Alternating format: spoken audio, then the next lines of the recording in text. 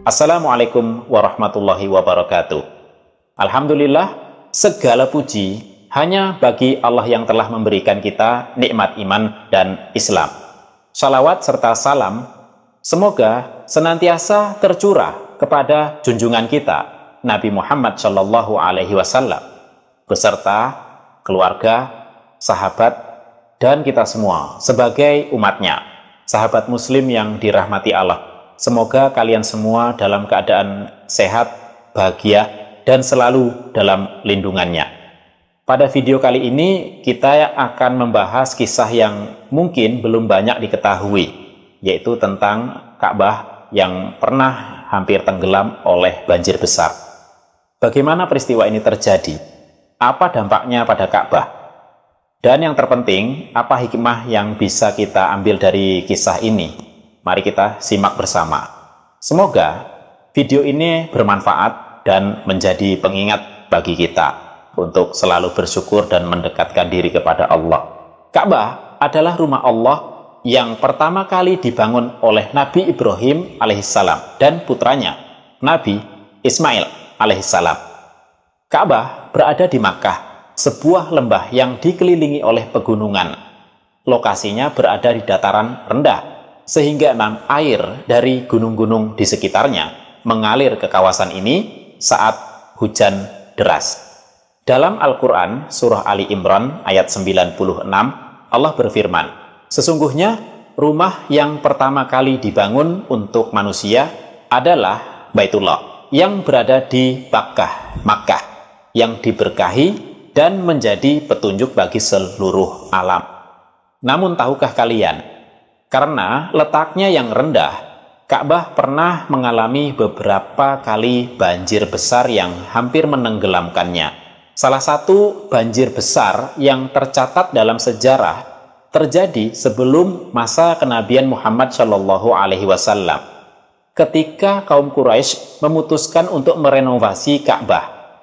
Saat itu, hujan deras mengguyur Makkah selama berhari-hari, menyebabkan air meluap dan menggenangi seluruh lembah. Ka'bah yang saat itu belum memiliki atap terendam air hingga hampir roboh. Dinding-dindingnya retak dan banyak bagian yang hancur. Kaum Quraisy kemudian bergotong royong untuk memperbaiki Ka'bah. Mereka bahkan menggunakan kayu dari kapal yang karam di Laut Merah untuk memperkuat bangunannya. Disinilah mereka pertama kali mengenal teknik konstruksi yang lebih modern, termasuk membuat atap untuk melindungi bagian dalam Ka'bah dari hujan. Peristiwa ini menjadi momen bersejarah karena Nabi Muhammad SAW yang saat itu masih muda turut terlibat dalam proses renovasi. Beliau bahkan menjadi penengah ketika suku-suku Quraisy berselisih tentang siapa yang berhak meletakkan Hajar Aswad di tempatnya. Sahabat, banjir di kawasan Ka'bah tidak hanya terjadi di masa lalu. Hingga saat ini, Masjidil Haram masih menghadapi tantangan serupa meskipun telah dibangun sistem drainase modern. Misalnya, pada tahun 1941, banjir besar kembali melanda Ka'bah, membuat air menggenangi seluruh lantai Masjidil Haram.